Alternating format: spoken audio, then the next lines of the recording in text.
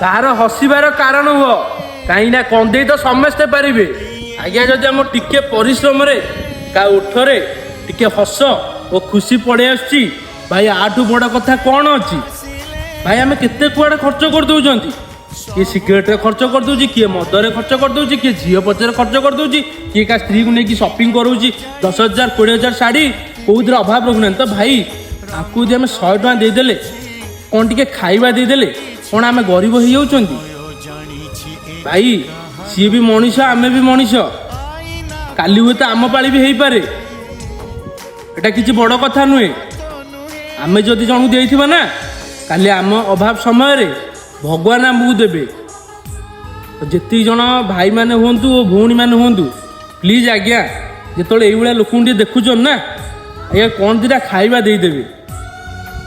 କାହିଁକି ନା ସେମାନେ ବି ଆମରି ଭଳିଆ ମଣିଷ।